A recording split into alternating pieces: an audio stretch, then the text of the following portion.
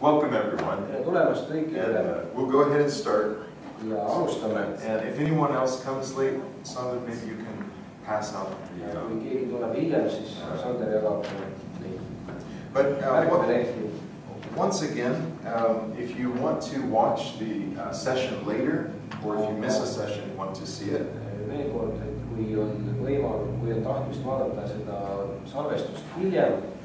then you can see it on YouTube.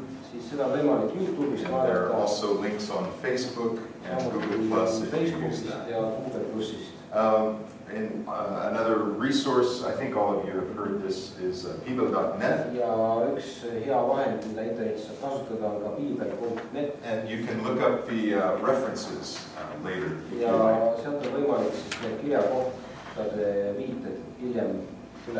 So we've covered a lot of history, actually thousands of years of history in a few weeks.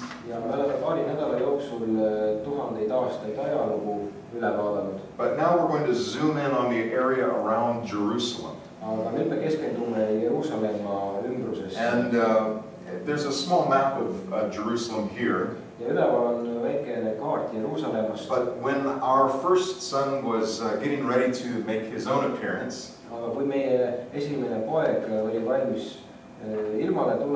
and my wife Ingun was expecting, we took a trip to Israel and walked through the beautiful streets of Jerusalem.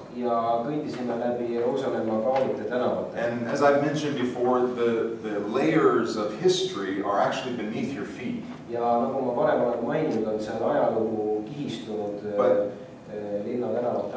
But as we looked at last week, actually on Google Maps, if you remember, we went through a tunnel that was around the street level in the time of Jesus.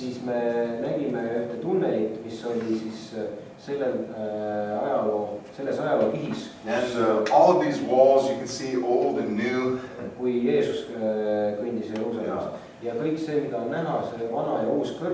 But all of these walls have been rebuilt in the times, for example, of the Arabs or the Crusaders, and mostly from the time of the Arab leader that held Jerusalem for a long time.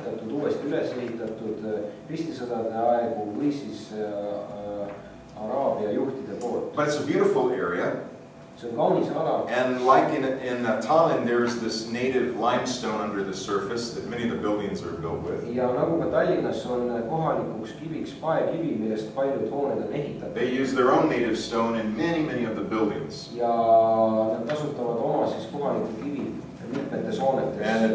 it looks very lovely. And I will probably show a few more pictures next week that are more about the lesson next week. But this week we're dealing with one of the most important parts of the New Testament.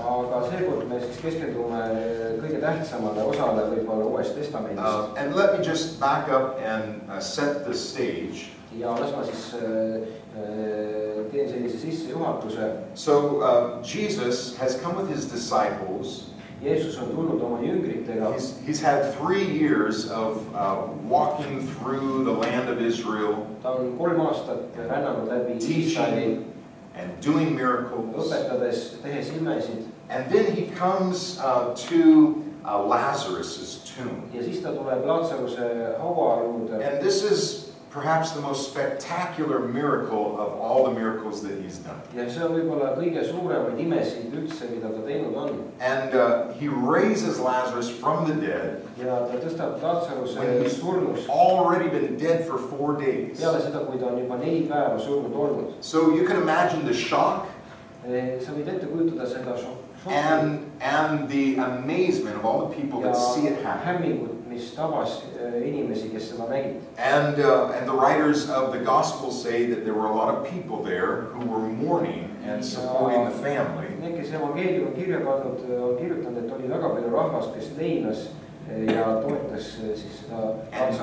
they all see this happen ja nad kõik nägid seda juhtumas. And this man who is still in his grave clothes comes out of this tomb. Ja see mees, kes on endiselt mähitud surilinades, tuleb siis sealt hauakambrist välja. And they're still watching when they take the grave clothes off and he maybe sits down to eat with them. Ja nad kõik nägid seda pealt, kuidas talt võeti need surilinad ära ja võib-olla peale seda ta näiteks istus maha ja sõi koos. Jesus goes on to travel a bit and he goes east of the Jordan River. Jeesus rändas sealt edasi natukene maad ja läks ida poole Jordani jõge. And there he heals a woman who's crippled. Ja seal ta tegi terveks ühe naise, kes oli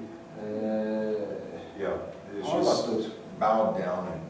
And then he comes to Jericho. Ja siis ta tuleb Jerikosse. And this begins the final climax of these 3 years. Ja sellest siis tuleb tema siis tegude kõige tipp või siis kõige eredam. For 3 years the word has been spreading all over the land about this man who's doing miracles. 3 aastat on sõnum levinud selle mehe kohta, kes neid imesid tegi kogu maal. And people almost took him by force to make him their king. Ja inimesed üritasid teda peaaegu jõuga sundida olema nende kuningaks. When he fed the thousands of people with just a few loaves of bread and fish. Kui ta toitis tuhandeid kõigest paari pätsi leiva ja kanakese. And so many people, especially the common people, ja paljud inimesed, nimelt veel just tavalised inimesed, are convinced this must be the Messiah that we're waiting for. Veendunud selles, et tegemist on Messiaga. And all of Jewish history is just coming to a climax for them. Ja kogu juudi ajalugu on selles tipppunktis selleks hetkeks. And the excitement level is rising. Ja põnevus on tõusnud väga kõrgeks. And Jesus comes into Jericho. Ja Jeesus tuleb Jerikosse. Already with a big group of people following him. Väga suure järgijaskonnaga. And there's this story that's very powerful in several of the Gospels of this man named Bartimaeus, and he's blind. Ja on see lugu Bartimaeusest, kes on pime, mis on mitmes evangeeliumis. And there are all these people. Ja kõik need inimesed. And he realizes that this miracle worker is nearby. Ning siis see mees mõistab seda, et see imede tegija on läheduses. So he cries out ning ta hüüab in a way that demonstrates he believes this is the Messiah, mis demonstreerib seda, et ta usub, et tegemist on Messiaga, the king that's supposed to come. Kuningaga, kes on määratud tulema. He says, Jesus, son of David, ja ta hüüab, Jeesus, Taaveti poeg, have mercy on me. Halasta minu peale. And the people say, be quiet. This is a really popular man. He's very busy. Ülejäänud rahvas üritab teda vaigistada, öeldes, et ole nüüd tasa, et see on üks tähtis mees. But he cries out the more. Aga ta hüüab seda enam. Because he knows this is his chance. Sest et ta teab seda, et see on tema võimalus. And Jesus hears him, and the gospel says that he stands still, he stops. Ja Jeesus kuuletub ning evangeelium ütleb meile, et ta jääb paigale. And it's a very emotional moment for this man. They say, be happy, he's called for you to come. Ning selle mehele öeldakse, et ole õnnelik, sest et teda on just kutsutud sinu juurde. In those days, a beggar that was begging for money would wear a special coat. Neil päevil kerjus kandis erilisi riideid, mille järgi ta sai ära tunda. He was blind, all he could do was beg. Ja olles pime, ainus mida ta sai teha. But when he stands up, he takes off his beggar's coat and leaves it there. Aga kui ta püsti tõuseb, siis ta jätab maha oma kerjuse kuue. And they take him to Jesus. Ja nad võtavad, viivad ta Jeesuse juurde. And Jesus says, what do you want me to do? Ja Jeesus küsib tema käest, mida sa tahad, et ma teeksin. Obvious question.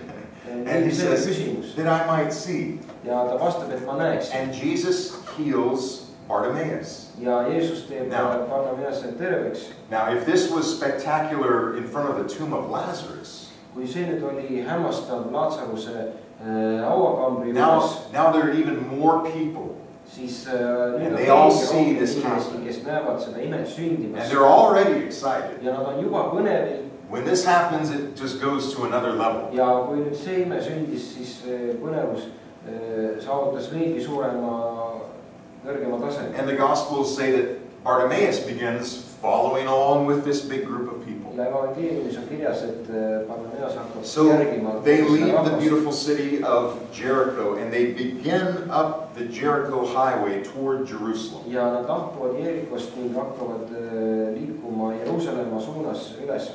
If you remember the photographs that I showed about the Jordan River, and they come to the point that's sea level. They're going uphill. Now, ever since the times of David and even before, they would sing songs from the book of Psalms as they would come to Jerusalem for this feast.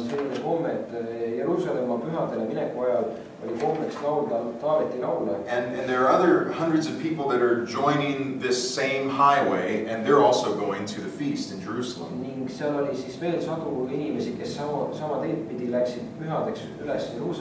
And they're actually coming from this direction over here. And it's like a big festival that's just traveling.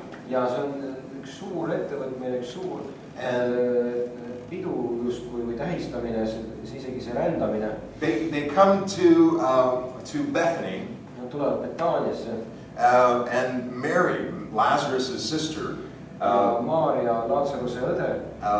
gives this costly perfume and wipes and cleans the feet of Jesus.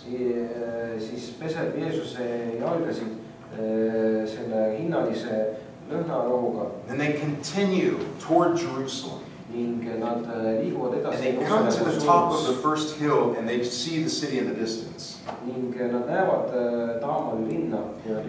Jesus has told his disciples, go get this donkey from another little town. And he rides this donkey, and people maybe just spontaneously put some of their outer clothes or robes on top of the donkey for him to sit on.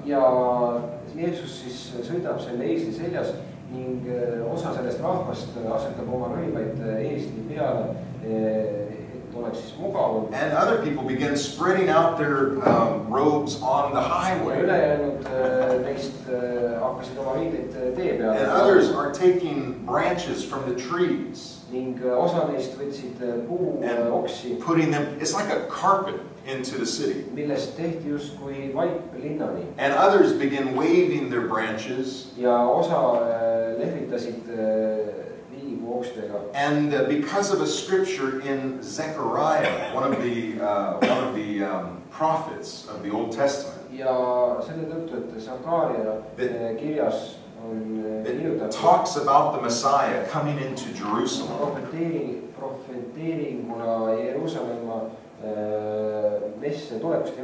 It talks about your king is coming and he's on a colt, a young donkey.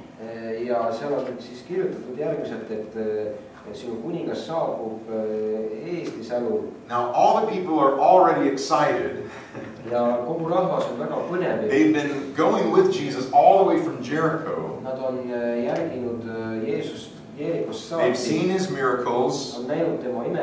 And now they're saying, this is it. This is the moment. This is the Messiah. And we are here at this moment of history. And they began saying, Hosanna. Blessed is he who comes in the name of Yahweh, the Lord. They would have said Adonai by this time. And what they're saying is, this is our Messiah. They go all the way into Jerusalem. And this begins a series of events that comes to the very climax of Jesus' life.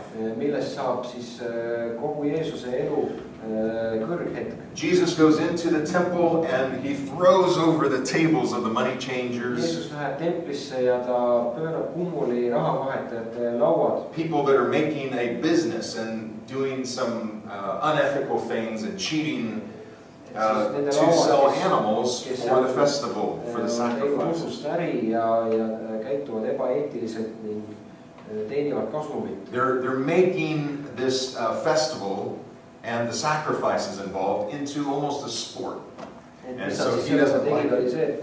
Et nad tegid sellest usupühast justkui mingisuguse spordiürituse. And people say, wow, this reminds me of the scripture in the Old Testament. The zeal for God's house has eaten me up. Ja inimesed, kes seda näevad, siis neile meenub võib-olla see kirjakoht, kus on kirjutatud, et viha sinu poja pärast on mind ära söönud. And then he goes and stays outside of the city. Ja siis ta läheb ning ööbib väljaspool linna. And then comes back the next day. Ja tuleb järgmisel päeval tagasi. Let me go ahead and show this next slide. Ja las ma näitan järgmist slaidi. And in your notes you have the path to Christ's death.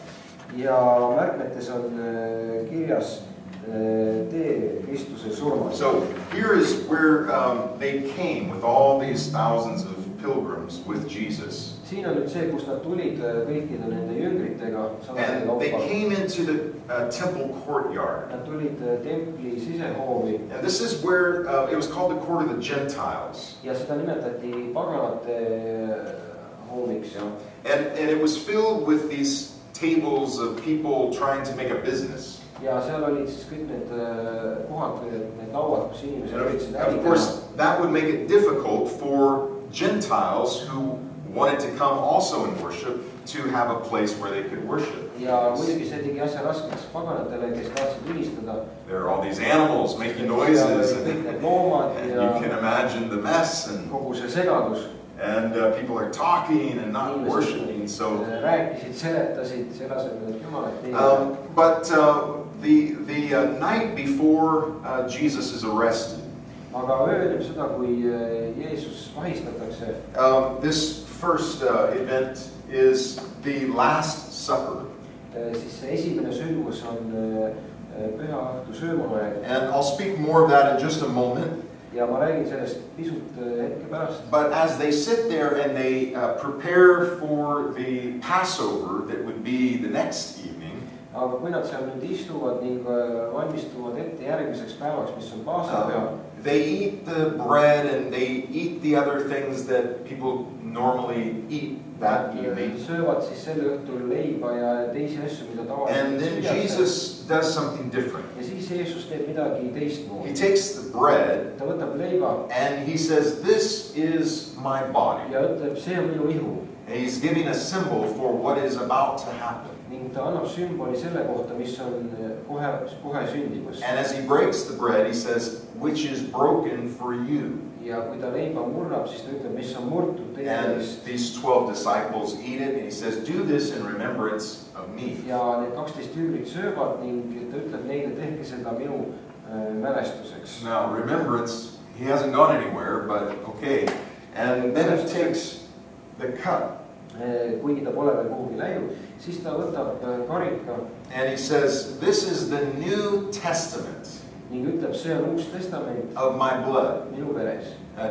Do this in remembrance of me. Ja tehke seda mind meeles pidades. And he's giving them some hints about what's going to happen. Ta annab neile vihjeid selle kohta, mis hakkab sündima. And he said it a couple of times very clearly already. Ja paari korral on ta väga selgelt seda juba öelnud. But now they're starting to get the picture. Something is coming. Aga nüüd nad hakkavad mõistma, et midagi on sündimas. And then this one disciple named Judas. Ja siis üks jünger Juudas. He betrays Jesus. Reedab Jeesuse. To those who want to kill Jesus. Neile, kes tahavad teda tappa. And he goes to the religious authorities. Ta läheb religioosse ülikonna juurde. Who have not accepted Jesus's authority. Kes ei ole vastu võtnud Jeesuse meelevalda. And in fact, they want to eliminate this man who they think is causing problems for the Jewish faith. Hävitada, arvates, et ta põhjustab probleeme juutidele. So Judas says, "If I can tell you where you can find him, where it's safe to arrest him." Siis Juudas ütleb nendele, et kui ma võin teile öelda koha, kus teda. How much will you give me? Ohutu kinni kinni pidada, kui palju te annaksite mulle selle eest? And they say 30 pieces of silver. Ja nad vastavad 30 hõbetükki. And this is the exact amount of silver Ja see on täpselt see hõbekogus in the Old Testament law Vana Testamendi that seaduses, you would pay for a slave mida tuli maksta orja eest. if your bull gored the slave, then you would pay for the damage. Kui näiteks sinu härg siis kellegi orja ära puksis surnuks, siis tuli maksta 30 hõbetükki. So they literally count out the cost of a servant. Mis siis põhimõtteliselt oli siis teenija hind, Not a king. mitte kuninga. And this is symbolic because this is the way it's this dichotomy. It's two things that Jesus is representing: servanthood and kingship. Ja see on sümboolne selle tõttu, et Jeesuses on siis esitatud nii kuningas kui teenija. And then he goes with let me back up. So Judas is at the Last Supper, and Jesus says, "What you're going to do it quickly." Ja kui siis on see püha õhtu söömaaeg, siis Jeesus ütleb Juudasele, mida iganes sa teed, tee kiiresti. And Jesus knows. Ja Jeesus teab. And so Judas goes and he tells the people where they will find Jesus later. Niisiis Juudas läheb nende inimeste juurde, ütleb, et võite Jeesuse leida sealt ja sealt. And in your notes it says the Garden of Gethsemane. Ja märkmetes on kirjas Getsemani aias. Now this is the Mount of Olives. It's a famous place right near Jerusalem. Nüüd see on Just across the Oliivimägi, üks tuntud koht Jeruusalemma lähistel. And on the Mount of Olives is a place called the Garden of Gethsemane. Ja Oliivimäel on Getsemani aia. To this day there are a few olive trees that are more than 1,000 years old. Kuni tänase päevani on seal paar oliivipuud, mis on üle 1000 I aastat remember vanad. exactly how they're very old, very beautiful. Mis on väga vanad ja väga And kaunid. apparently the whole area was filled with olive trees for one. Ja kunagi oli kogu see ala täidetud oliivipuudega. And Jesus goes there with his disciples Ja Jeesus läheb sinna oma jüngritega and prays. ning palvetab. It's late. On hiline aeg. The disciples fall asleep. Ja jüngrid jäävad magama. And Jesus knows that his hour has come, the gospel records. Ja Jeesus teab, et tema tund on saabunud, niimoodi on So kirjas he evangeeliumis. prays very passionately. Ja ta palvetab väga kirglikult. And he says, Father, Ja ta ütleb, Isa, if you are willing, kui sa tahad, then let this cup pass from me. lase see karikas I mööduks don't want to minust. drink this. He's speaking symbolic. Ma ei taha seda juua. Ja ta räägib sümboolselt. But then he says these words Aga siis ta ütleb need sõnad, that again demonstrate him being a servant. mis jällegi demonstreerib seda, kuidas He says, ta on teenija. nevertheless, not my will, Ja ta ütleb siiski mitte minu but tahe, yours. vaid sinu tahe sündigu. And then he gets up from prayer, Ja ta tõuseb palvest and here comes Judas and some ning soldiers, saabub some Juudas guards. koos valvurite ja sõduritega. And they arrest Jesus. Ja nad vahistavad Jeesuse. And the disciples that are with Jesus run away. Ja jüngrid, kes olid koos Jeesusega olnud, jooksevad minema. But I don't want to take too long, but not before Peter takes out his sword and tries to attack. Peetrus haarab mõõga ning üritab rünnata. And he actually ends up attacking the servant of the high priest. Ja tegelikult ta ründab ülempreesti teenijat And cuts off his ear. ning lõikab talt kõrva. Now it's a little bit funny because the book of Mark Ja see on natukene naljakas selle tõttu, et Markuse evangeeliumis is written by a companion of Peter.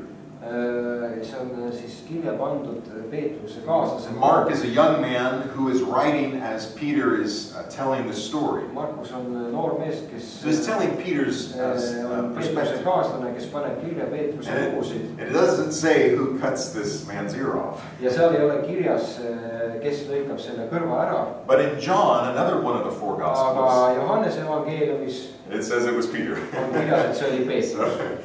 But Jesus does something unexpected. aga Jeesus teeb midagi Now, ootamatut. people are still expecting this Messiah to be a military ruler. ja inimesed, rahvas endiselt ootab seda, et Jeesus oleks sõjaväeline juht. Just like in the time of the judges back in the Old Testament. Nagu see oli kunagi olnud kohtumõistjate päevil. Israel would have troubles. Kui Iisrael oli pahandusi. And people would cry out to God. Ja inimesed hüüdsid Jumala poole. And God would send them a judge, a military deliverer. Saatis neile kohtumõistja, kes oli sõjaväeline päästja. So Peter is ready to go.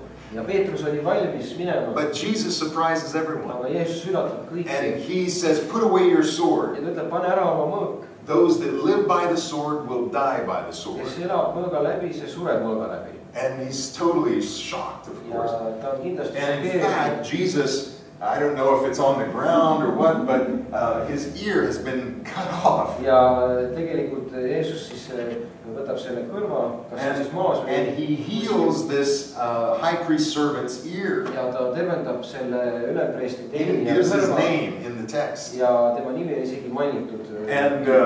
And you know, you would think that that would maybe cause these guards to say, you know what, just go ahead.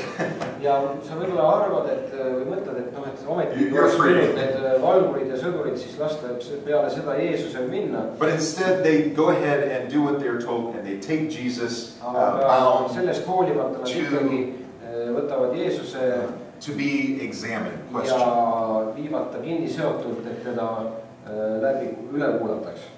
And so they have a trial before Caiaphas. Ja Keefase ees toimub kohtumõistmine.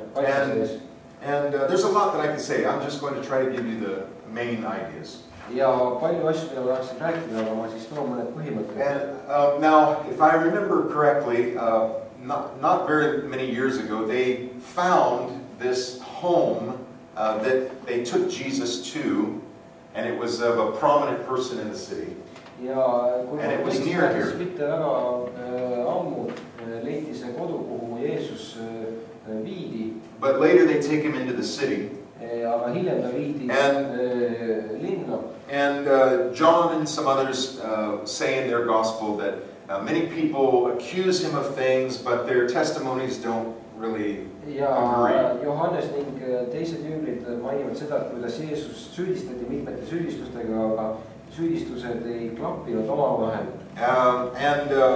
And then they began to mock Jesus. Ja siis nad hakkasid lihtsalt mõnitama Jeesust ning sülitama tema peale. And even hit him. Ja isegi lõid. And say, prophesy, who hit you? Profeteeri nüüd, kes sind lõi. And meanwhile, Judas realizes, I've done an unspeakable thing. Samal ajal aga Juudas mõistab seda, et ta on teinud midagi kohutavat. And we don't know for sure, but perhaps in this area he hangs himself. Ja me ei tea päris täpselt, aga võib-olla seal alas poob ennast üles. And the priests don't want to take the silver that he didn't want to keep. Ja preestrid, kes andsid talle hõbemillid, ei tahtnud enam tagasi. So they buy a potter's field. Niisiis nad ostavad potissepa põllu. Where the potter would throw the clay pieces that didn't work out. Koha, kus potissepp oli visanud oma potikildusid ja oma tööst asju, mis ei tulnud välja. He would sell the good pieces, but he would throw the broken pieces that didn't work into this field. Need asjad ja anunad, mis tulid hästi välja, ta müüs maha, aga kui mitte, siis ta viskas need sinna põllu peale. And in a symbolic way, ja sümboolselt, this is the place where this broken man finishes his story. Õnnetu mees oma looga lõppes. And then they take him to Pilate. Seejärel viiakse Jeesus Pilaatuse. He's the proconsul. He's the Roman leader in the area. Kes on siis maavürst ja Rooma juht. And Pilate examines Jesus. He asks him questions. Pilaatus küsitleb Jeesust. And at first Jesus does not even defend himself. Doesn't say a word. Jeesus ei vasta üldse ning ei kaitse ennast. But then he says, don't you understand that I have the power of life and death? Aga siis Pilatus ütleb, et kas sa ei mõista, et mul on võim elu ja surma üle. And Jesus says to him, you would not even have that power except God gave it to you. Ja Jeesus vastab selle peale, et sul ei oleks seda väge, kui Jumal oleks seda sulle andnud. And the gospel writer says that Pilate feared. Ja evangeeliumis on kirjas, et Pilatus tundis hirmu. And he wasn't sure about this man.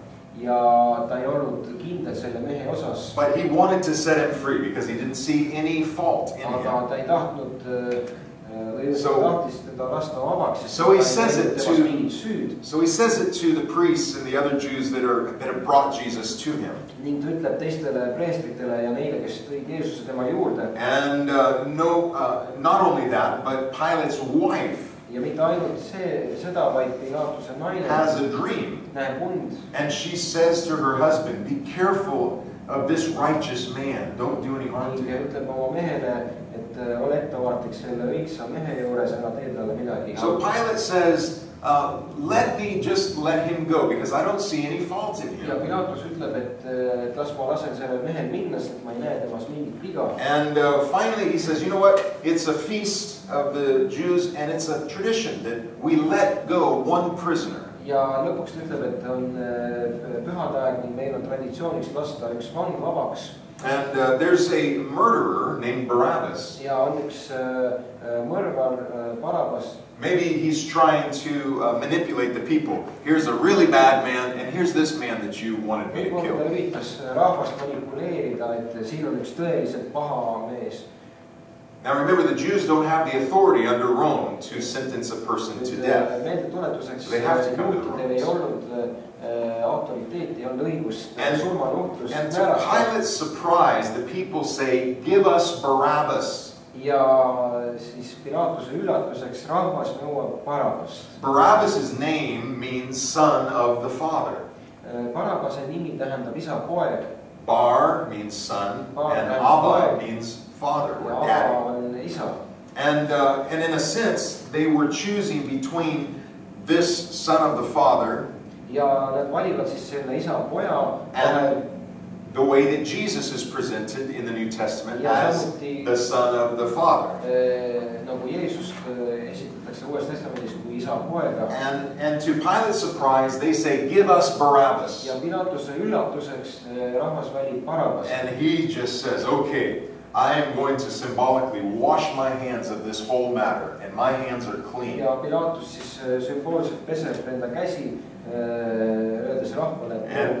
they say to him, let his, Jesus' blood be on us and our children.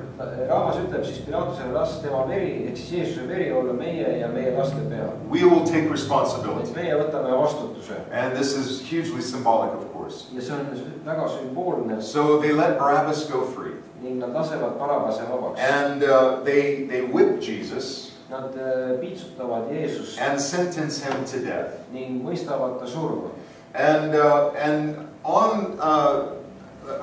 And in the text it uses the word in various translations, Calvary or Golgotha. Erinevates tekstides, kus kasutatakse erinevat tõlget, kas Golgata. It uses Golgotha, yeah. Calvary is Latin. Golgotha is from Aramaic. Golgata siis on arameakeelne. And it means the place of the skull or skull hill. Ja see on tõlkes siis pealumägi või pealupaik. Next week I'll show you a picture of a place that some think is that hill. Ja järgmine kord ma näitan pilti kohast, mille kohta mõned arvavad, et see on nimelt see koht. But in any case, in this place of death, aga sellest hoolimata sõltumata the Romans would crucify prisoners that were sentenced to death. Ristilöödi on koht, kus roomlased mõistsid surma, lõid risti erinevaid kurjategijaid. Right next to major roads. See koht on suurte teede ääres. As a warning to other people that would do bad things or break the law. Hoiatuseks teistele inimestele, kes võib-olla siis teeksid, oleksid kurjategijad. And so they crucified Jesus. Ja nad löövad Jeesuse risti. And two thieves on either side of him. Ja tema kõrvale kaks varast. And I'll come back to that in just a moment. Ja ma tulen paari hetke pärast selle juurde tagasi. But back to this this Last Supper. Aga minnes tagasi püha õhtu sööma aja juurde. From the very beginning of the first book of Moses. Esimese Moosese algusest saati. With the animal skins that God gives to Adam and Eve to cover them. Kui olid need loomanahad, millega kaeti Aadam ja Eeva. We've talked in the past about how there's always blood involved in a covenant in the Bible. Siis me oleme rääkinud varem, kuidas on alati olnud iga lepinguga seotud veri. And if you would like, you can see these references in the text later. Ja kui teid huvitab, siis on võimalik neid viiteid vaadata hiljem. But these ancient blood covenants would, they would shake hands after they cut their skin, for example. Olid näiteks suruti kätt peale seda, kui lõigati kätte. And in other cultures and other countries, they do the same. Kultuurides, erinevates paikades. And then was Abraham's covenant of circumcision. Abrahami ümberlõikamise leping. And then with Moses came the Passover lamb. Moosesega tuli paasapüha. And you remember, just by way of review, they put the blood on the doorpost. Kui siis määriti verd uksepiitadele ja. And the death angel passed over. Surmaingel möödus. And then there was this blood covenant presented in the New Testament for sin. Ja siis Uues Testamendis oli see leping veres.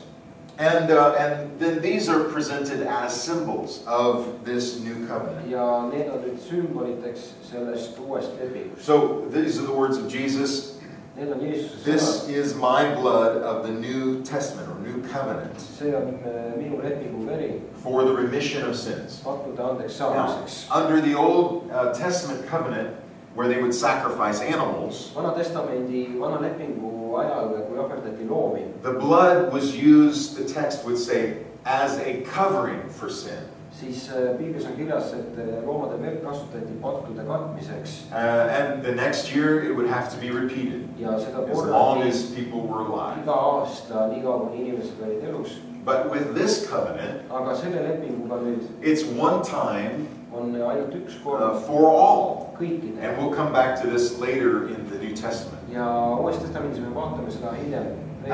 But it doesn't just cover the sins. Aga see ei kata ainult patte. It's like it erases them. That's the way it's presented. See puhastab ja võtab ära patud. And so Jesus is presented not only as the Messiah, Jeesust esitatakse mitte ainult kui Messiat, and not merely as the military leader that people expected, ning ka kui mingisugust sõjaväelist juhti, but he is presented as the fulfillment of everything in the Old Covenant. Vaid kui kõikide asjade täitumist Vanas Testamendis. And we'll look at that just a little bit more also. Ja me vaatame seda pisut mõne aja pärast. And later the Apostle Paul, who writes much of the letters of the New Testament, hiljem apostel Paulus, kes on paljude Uue Testamendi raamatute autor, says in 1 Corinthians ütleb esimese Korintuse kirjas, that when you do this, he's speaking to churches, öeldes, et kui te teete seda, rääkides you show the Lord's death until he comes back. Te kuulutate Issanda surma, kuni ta naaseb. So people are looking back ja inimesed siis vaatavad tagasi and also looking forward. Ning samuti vaatavad ka edasi. Okay, there's a lot here, so let me just go on. Et siin on nüüd väga palju infot, ma räägin edasi. And the New Covenant also provides for healing. Ja Uus Testament on ka tervendamise jaoks. Now, this can be understood in two ways. Seda võib kaheti mõista. Jesus literally healed people. Jeesus otseselt tervendas inimesi. And after Jesus, in both in the history, the Acts of the Apostles, as well as the letters. Ja peale Jeesust nii apostlite tegudes kui ka kirjades kogudustele. It's clear that the other Christians that came after Jesus also would heal. On ilmne, et kristlased, in the name of Jesus. Tulid Jeesuse järgselt tervendasid samamoodi Jeesuse nimel. But also there's this sense of healing that's in one of the prophets of the Old Testament. Aga on samuti ka see tervenemise mõte, mis on ühes vana testamendi prohveteeringutes. That makes you think that this is about healing people of their sin problem. Mis võib panna mõtlema, et räägitakse inimeste tervendamisest nende patust. So it's a very rich concept. Nii et see on väga rikkalik mõte. And there are healing promises On tõotused that Jesus gives himself. mis Jeesus ise annab. He says in that Last Supper, "This is my body which is given for you." Ja pühadussööma ajal ütleb, see on minu ihu, mis teie eest antakse. In Matthew it says, "He himself took our infirmities and bore our sicknesses." Mattuse evangeeliumise kirjas, et tema kandis meie eest meie haigused. And in the first letter of Peter, it says, "By whose stripes you were healed." Ja esimese Peetruse kirjas on kirjutatud tema vermete varal saanud. And Jesus is presented over and over as taking the place of everyone else. Ja Jeesust tuuakse esile uuesti ja uuesti kui kellegina, kes võtab teiste asemel koha. Literally, many times, he healed them that had need of healing. Ja sõna otseses mõttes tervendades inimesi, kes vajasid He healed all that were oppressed of the devil. Tervendas kõiki, kes olid rõhutud saatana. And then the writer James, who is a church leader, says in his letter, Ja Jakobus kirjutab oma kirjas, "The prayer of faith will save the sick." usu palve päästab tõbise. So it's not just about sin, it's about sickness. Ja siin enam ei räägita ainult patust, vaid räägitakse ka haigustest. And ways to be healed that are presented in the New Testament. Ja viisid, kuidas tervenemine toimub, on Uues Testamendis. Again, James says anoint with oil and pray. Ja palvetamine. Mark says lay hands on the sick. These are the words of Jesus. On kirjutatud haigetele kätte peale panemine. In the Acts of the Apostles, they anointed with oil aprons and handkerchiefs. Ja apostlite tegudes on kirjutatud, et siis võitud digirätid, kui there was united prayer, asetati haigetele peale.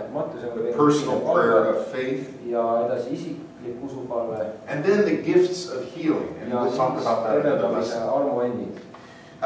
But all of this was part of this huge epic moment, Aga see kõik oli osa sellest suurejoonelisest, which can be summarized by Jesus's nearly his final words while he was hanging. Mis võib kokku võtta tema viimsete sõnade põhjal, kui ta ristil oli.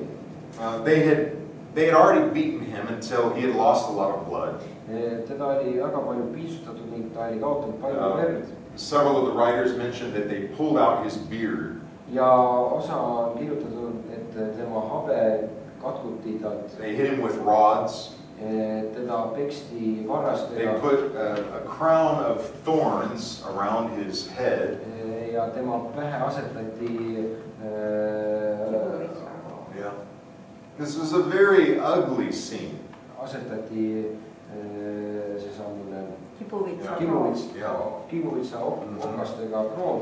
And he's lost a lot of his blood. Ja ta on väga palju verd kaotanud. By the time they drive, I don't want to be too graphic, but this was the way that people were punished and killed. Et ma ei taha nüüd liiga jubedaks minna jutuga, aga niimoodi inimesi karistati ja tapeti. He was hanging by spikes. Ja ta rippus nende naelte küljes.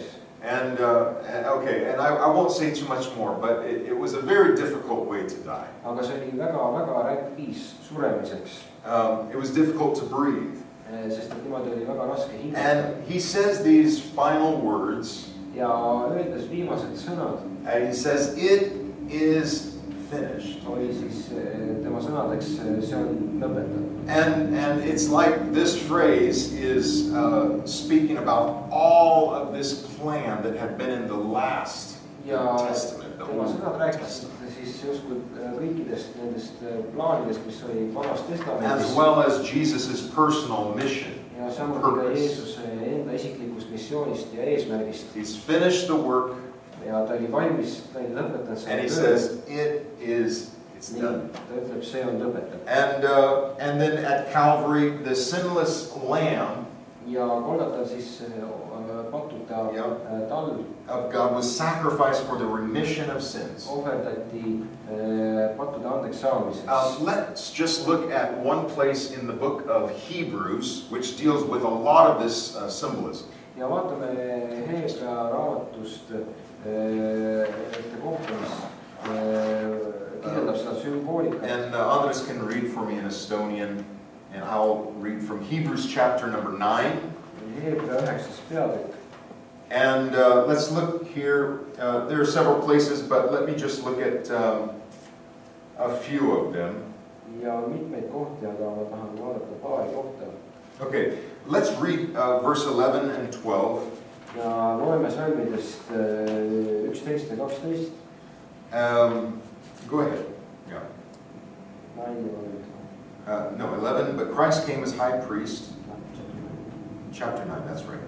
Aga kui Kristus tuli tulevaste hüvede ülempreestrina, suurema ja täiuslikuma telgiga, mis ei ole kätega tehtud, see tähendab ei osa sellest loomisest, siis ta läks sisse mitte sikkude ja vasikate verega, vaid iseenda verega.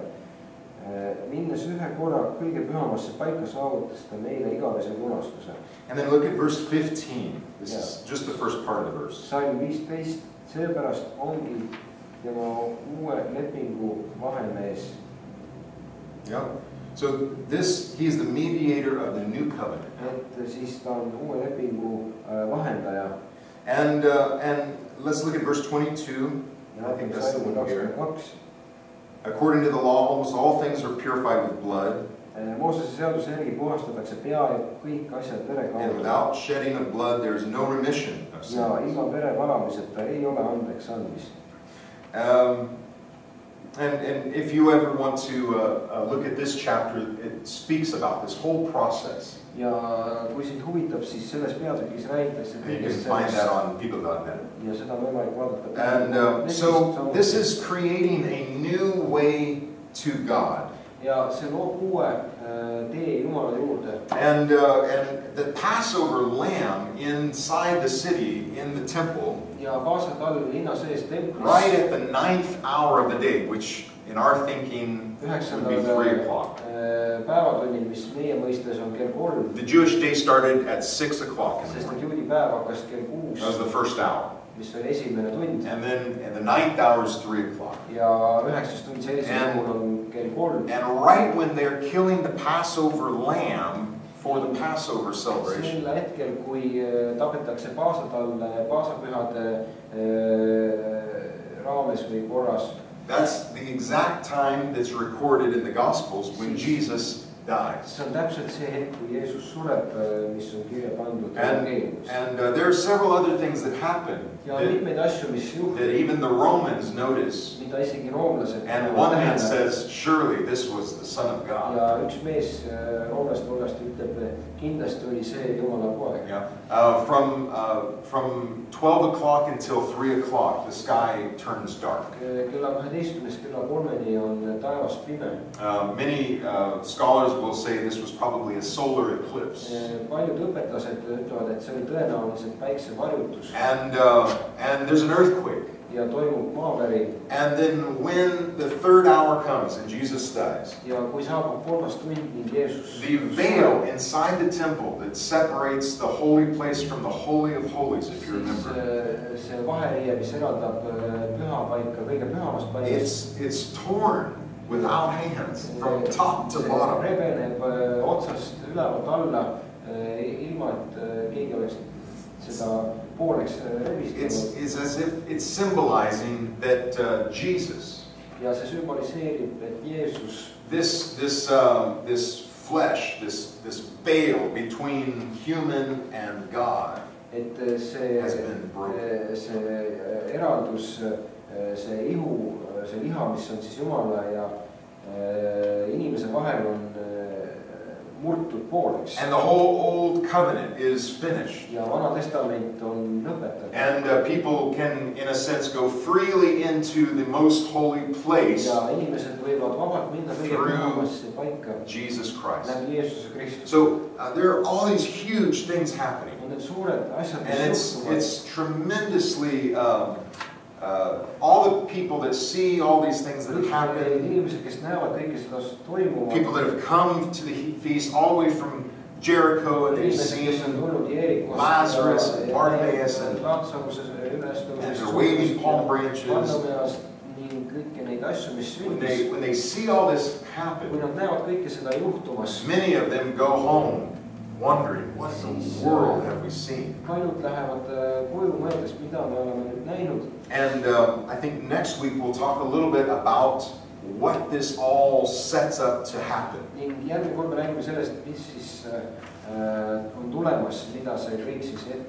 But in the last 10 minutes before we're finished today,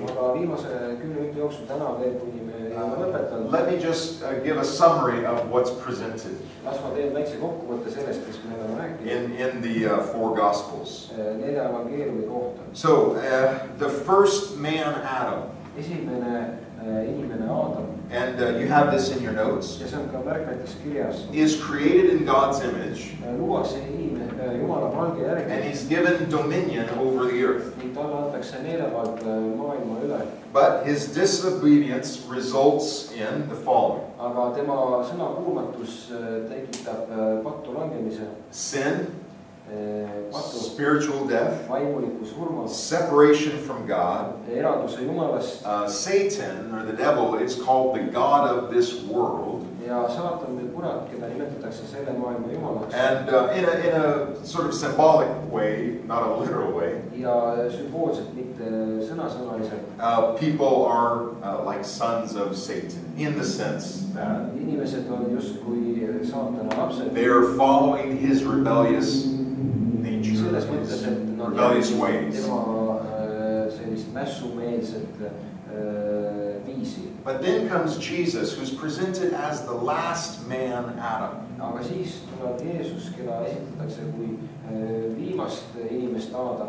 And instead of bringing death, he brings life.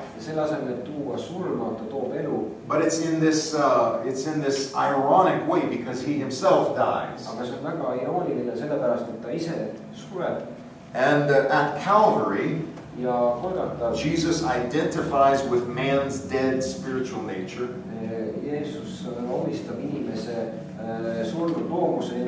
He's made sin and sickness himself. He's forsaken of God. He says these words, "Father, why have you forsaken me?" He's taken on the sins of the whole human race. And he suffers the penalty of death for everyone. But the story doesn't end there. He becomes the firstborn of the dead.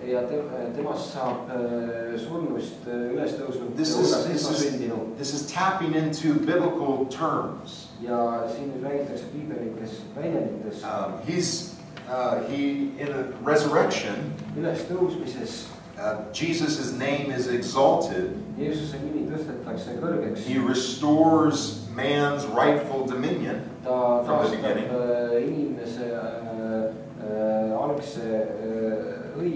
And he conquers death, hell, and Satan.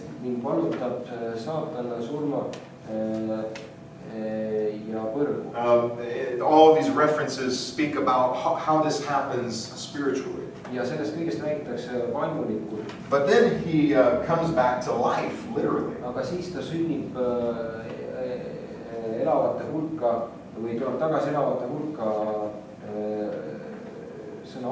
He ascends to the Father. His blood is sprinkled on the mercy seat.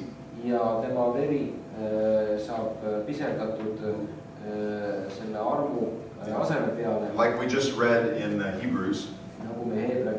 And in a spiritual sense, mankind is legally redeemed.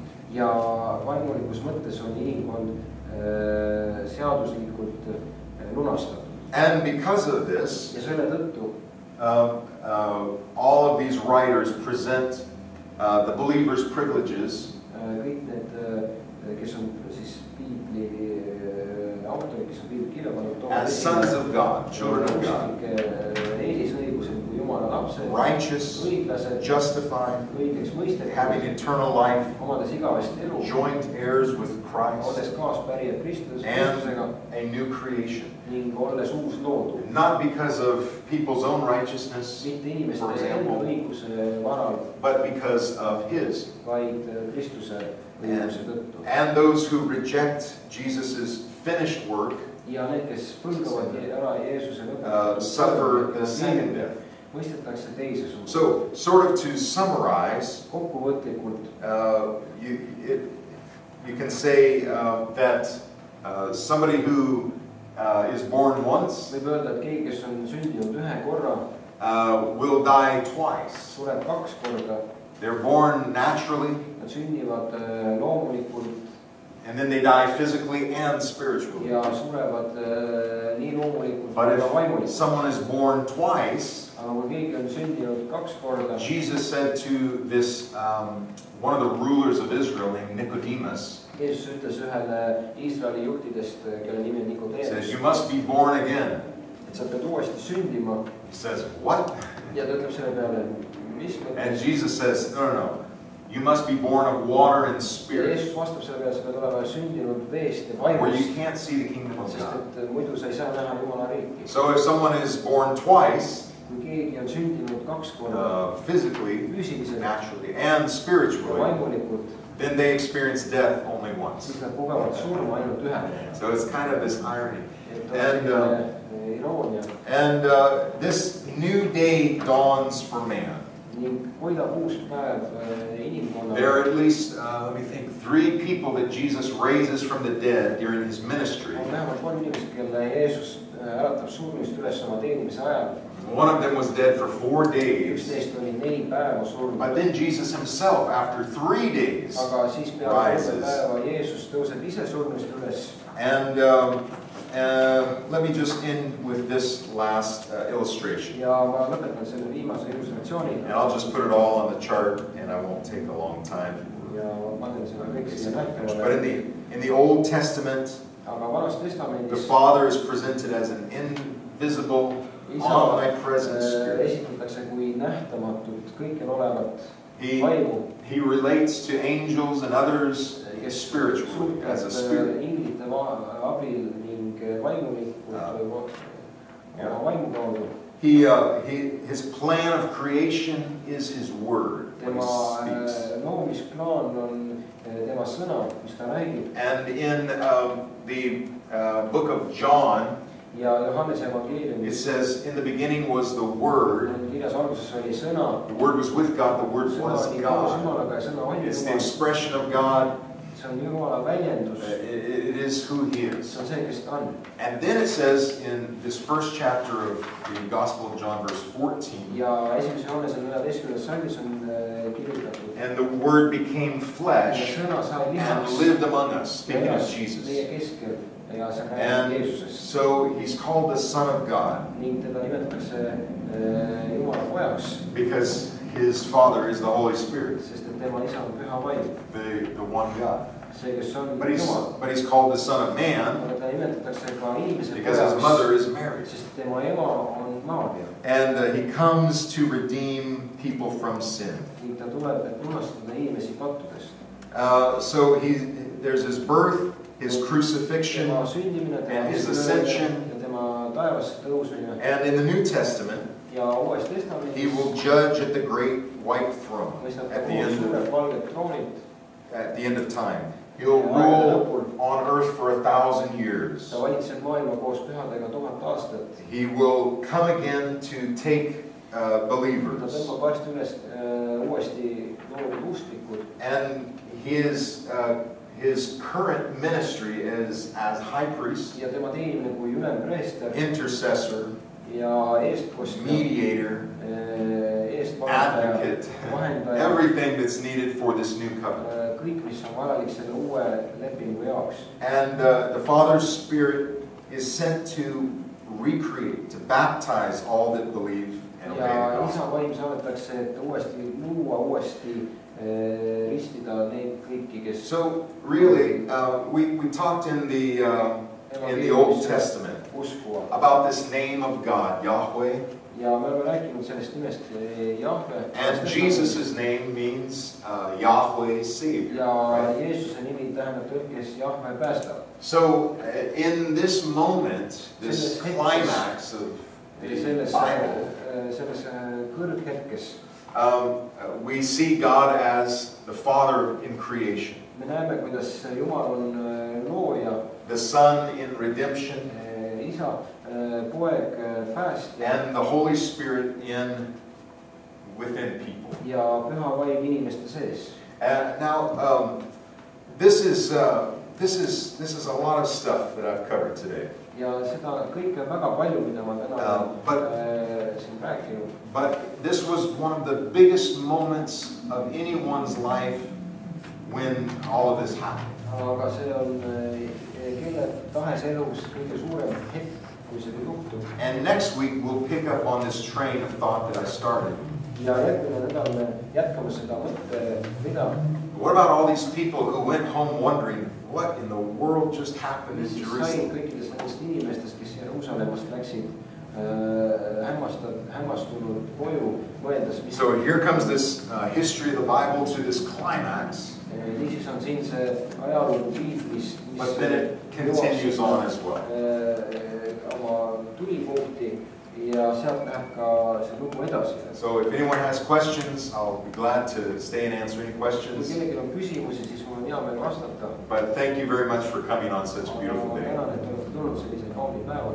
So thank you very much. minul on üks küsimus, kuidas on pentagramm piibliajalooga seotud? Pentagram. Associated with the biblical history. Yeah, the five-pointed star. Well, there is the Star of David. on Taaveti täht. And this has 6 points. Yeah. millel on 6 külge. What's that? mul on kaelas But yeah. And I think that may be what you're speaking of. This Star of David, Taaveti täht. of course, you see it on the Israeli flag seda today. on võimalik näha Iisraeli lipul täna. And another symbol of the nation, this is a symbol of the nation, mis on siis riigi sümbol. and a symbol of David and the house of ja David, the Taaveti royalty. sümbol ja Taaveti koja sümbol ja kuninglik sümbol. Another symbol is on the 1 shekel coin. siis I guess the 1 shekel. on üks teine sümbol, mis on 1 seekli mündi peal. It's the top of a pillar and it looks like this. mis on samba tipp, mis näeb välja selline. And this, every place where they find evidence of David's dynasty, they find these kinds of pillars. ja kõikjal, kus on leitud Taaveti valitsemisaja ajaloolisi leide, on nähtud neid sambaid. But this symbol that you're asking about, aga see sümbol, mille kohta sa küsid, this is not really mentioned in the text. seda ei mainita piibli tekstides. But it's a tradition. aga see on traditsioon. And I wonder if anyone knows something about this tradition that's here today. ja võib-olla keegi teab selle traditsiooni kohta rääkida. I know it's been used for a long time. tean, et seda on pikalt kasutatud. And if you go to the synagogue, ja kui sa lähed sünagoogi, let's see, where is it? Sort of behind us, I guess, in this direction. Then you'll see this symbol. siis on seda sümbolit seal võimalik näha. But I'll try to look into that more and have a better answer next week. So forgive me. selle kohta rohkem leida ja järgmine nädal täpselt vastata. Any other questions? on veel küsimusi? So thank you very much for coming. Appreciate it. Thank you. Yeah, it's an interesting thing.